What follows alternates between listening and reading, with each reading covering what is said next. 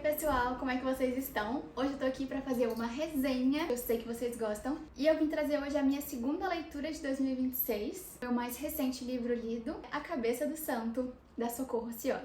E assim, a gente precisa começar essa resenha dizendo que esse livro aqui é uma delícia, uma leitura super fácil, super gostosa de se ter, agradável, leve e fluida. O livro A Cabeça do Santo vem como um respiro pra mim, depois de uma sequência de livros muito densos que eu tava lendo, e eu tava no início de uma ressaca literária que eu só consigo enxergar agora que eu li ele, e que eu tive sabe, um suspiro, assim, de alívio? Então ele foi bem importante pra mim e eu estou muito ansiosa pra falar sobre ele com vocês. Esse aqui foi um livro que eu li em um total de 4 horas, eu levei 2 dias, tipo, li 1h30 no primeiro dia e 2h30 no segundo dia. Muito rápido, eu nem vi o tempo passar. Quando eu tinha que parar, porque já tava muito tarde, eu tinha que dormir ou eu tinha outra coisa pra fazer, eu ficava assim, não, eu quero ler mais, eu quero saber o que acontece. Então, assim, são poucos livros que deixam a gente nesse estado do início ao fim, e esse livro é um deles. É muito gostoso mesmo, mas afinal, o que se trata o livro A Cabeça do Santo? Bora lá? Ele é um romance brasileiríssimo da jornalista e autora cearense Socorro Cione. O livro conta a história de Samuel, que ao perder sua mãe promete cumprir os seus últimos desejos. E entre eles estava que ele fosse à cidade do seu pai procurar pelo pai e pela avó, a cidade de Candeia. Após dias caminhando sem dinheiro, sem água, sem comida, Samuel chega a Candeia, encontra a casa de sua avó e quando a vê pela primeira vez é enxotado por ela e direcionado a uma caverna, um lugar escuro, mais coberto, que protegia ele da chuva. No dia seguinte, ele acorda assustado às 5 da manhã, ouvindo vozes, um vozerio de mulheres falando várias coisas que ele não conseguia entender. Ele procura onde que estavam aquelas mulheres, ele não conseguia achar, mas elas não paravam de falar na cabeça dele. E quando ele sai pra fora da caverna, que ele achava que era, ele percebe que aquilo é uma cabeça de santo. Sim, uma cabeça de santo, não só de um santo qualquer, mas de Santo Antônio, conhecido no Brasil por ser um santo casamenteiro. E aí ele entende que as vozes que ele escutava às 5 da manhã e às 5 da tarde eram vozes de mulheres rezando pro santo, pedindo por namorados, maridos, enfim, por um homem na vida delas. E a partir daí, a história se desenrola. Ok, você deve estar pensando assim, que história sem pé nem cabeça é essa? E o mais legal vem agora, porque essa história é baseada em fatos reais. Tem um cara louco que escuta vozes por aí? Provavelmente. Mas o fato real dessa história é que existe sim uma cabeça de Santo Antônio caída no meio de uma cidade no interior do Ceará.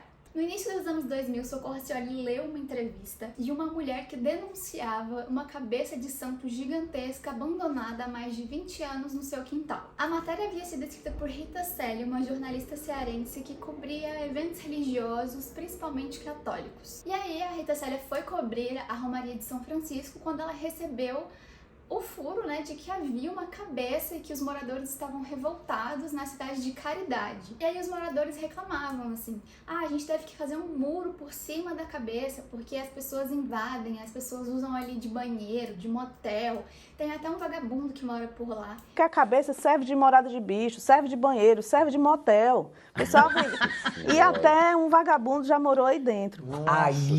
Aí eu gostei do vagabundo.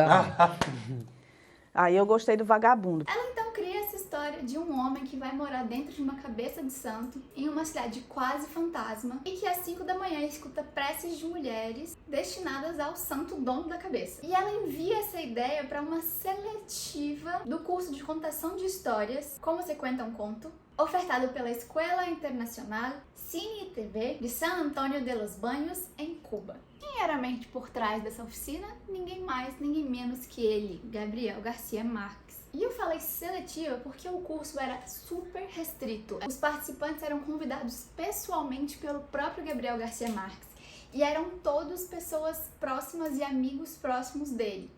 Então assim, qual a chance da Socorro, que não conhecia o Gabriel, de participar dessa oficina? Quase zero. Mas a mulher não desistiu não. Ela mandou e-mail para todos os professores dessa escola, pedindo que se tivesse uma chance, ela queria participar, ela gostaria de participar, e ela passou meses tentando. E ninguém dava essa positiva para ela. Ela falou assim, vou tentar uma última pessoa é o último e-mail que eu vou mandar. Mandou e-mail pra essa mulher, uma dessas professoras, e a professora falou: já estou sabendo da sua história, já sei do seu interesse nessa oficina. A oficina tem 10 vagas e apenas 9 pessoas confirmaram, então existe uma vaga remanescente, mas não é tão fácil assim não, tá? Você vai ter que enviar um parágrafo que vai vender a sua ideia central pro Gabriel, e o Gabo, em pessoa, vai avaliar se você merece ou não participar dessa oficina. O livro tá aí, né, gente? A aprovação veio e a Socorro Scioli participou do último curso ministrado por Gabriel Garcia Marques. E uma coisa que eu acho bem curiosa nessa história toda é que o Gabriel, ele achava que a Socorro tinha tido a ideia, ela tinha um homem que era real, né, que era baseado na realidade, e que ela tinha inventado a história da cabeça, porque é um negócio muito absurdo, uma cabeça no meio da cidade com uma pessoa dentro morando, não faz sentido. Em uma entrevista para o Brasil de Fato, um portal de notícias, ela contou como que foi esse diálogo e eu vou ler para vocês. Ele me perguntou então: você disse que tem parte dessa história que é real, então o homem existe, o homem é real, a cabeça você inventou, né? Eu, Socorro, disse: não, o homem é ficcional, a cabeça existe. Ele não acreditava, a gente ficou nisso um tempão. Ele falou que só acreditaria se eu tivesse uma prova. E eu tinha filmado, então no dia seguinte eu mostrei pra ele. Na época isso ainda era complicado, não tinham celulares, tive que converter pra DVD, enfim, foi muito difícil. Pensa que isso é em Cuba, lá nos anos 2000, gente. Tipo assim, é realmente uma escassez de cursos e, enfim, não sei como ela conseguiu fazer isso, mas ela conseguiu. Outro ponto interessante que eu queria ressaltar aqui é que a oficina era voltada para projetos audiovisuais e a Socorro queria escrever um livro. E isso foi não foi bem um mal entendido, mas ela queria tanto aquilo que ela meio que foi do jeito que dava, e aí ela chegou lá, ela viu que não era bem assim, não era exatamente o que ela estava pensando, ela queria um livro, ele queria um filme, e aí tinha os 9 participantes, e eles foram apresentando um a um pro Gabriel as ideias. E o Gabriel não gostava de praticamente nada, ele falava assim: não tem ideia boa, não tem ideia boa. E aí quando chegou a vez dela, ela já tava assim: cara, ele vai odiar a minha ideia, eu não tenho uma ideia audiovisual, eu mal tenho uma ideia desenhada aqui, porque ela escreveu essa ideia a partir de recortes de jornais que ela tinha guardado, então ela tinha realmente só a base da ideia. Ela chegou lá e apresentou pra ele, e ele falou: finalmente uma ideia boa. O Gabriel deu várias dicas, deu vários insights pra ela, que ela fala que foram muito importantes pra ela, e que o grande sonho dele era ver essa história virar um filme. E ele pensava em detalhes práticos disso, assim, tipo, como é que a gente vai fazer pra cabeça aparecer lá em cima e depois a cabeça aparecer lá embaixo? Como é que a gente vai fazer essa logística e tal? E ela preocupada em escrever um livro, assim, na base principal da história, que é a escrita, e ele já pensando em detalhes práticos. E outro detalhe, e eu juro que é o último detalhe dessa trajetória toda da Socorro, foi o momento de despedida dela com o Gabo. Ela conta que, quando ele me chamou pra se despedir, eu sabia que era a última vez que eu ia ver aquele homem. Aí eu comecei logo a chorar. Eu quero que você me prometa que você não vai desistir dessa história, ele disse. Eu só prometo, respondi. Foi muito difícil. Eu levei 7 anos pra conseguir escrever. Eu só terminei em 2013 e o livro saiu em 2014, em 18 de fevereiro. O Gabo morreu em abril.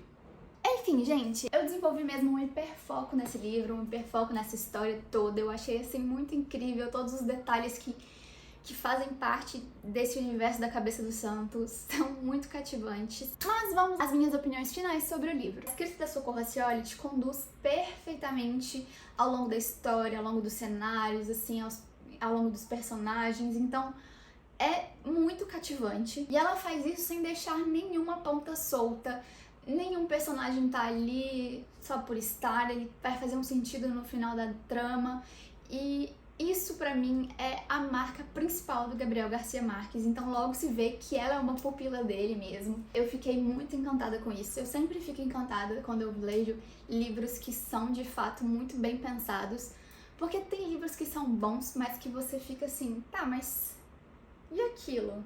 Qual o sentido daquilo? E não tem sentido. E talvez não precise ter, mas quando tudo faz sentido, tudo se encaixa, você monta o quebra-cabeça final, você chega pra trás, você fala, uau, agora eu entendi. Cara, isso é de uma genialidade, sim, que não tem igual. E sim, se ainda não ficou claro, o livro tem sim realismo mágico, que pra quem não sabe é quando o autor mescla a realidade com magia, né, com elementos mágicos. É um livro que eu acho muito difícil de desagradar alguém. Você tem que ser, assim, realmente muito mal amado pra não gostar de um livro desses. Porque ele tem um toque de drama, mas ele tem um toque de humor, ele tem um toque de leveza, mas ele tem um peso. Eu acho ele muito bem equilibrado. E se você tá passando por um momento de ressaca literária, eu acho que ele é o livro ideal pra você sair desse momento. A ideia é simples, mas é genial. É uma leitura 5 estrelas, absolute livrão. Esse é o termo que eu vou assumir a partir de agora para livros 5 estrelas, absolute livrão. E assim, para finalizar, uma leitura muito rápida e, como eu disse, muito fácil. Foi lançado pela Companhia das Letras. Ele tem esse envelopezinho, eu esqueci o nome oficial disso. Capa mesmo, do Agreste, assim, cactos e pedras. Eu fui ver a capa dele em inglês e é maravilhosa também, eu fiquei apaixonada. É isso, eu espero que vocês tenham gostado dessa resenha, que foi um pouco mais sobre a história no geral, né? Sobre a história por trás do livro do que sobre o livro por si só. E até a próxima resenha. Um beijo e até a próxima!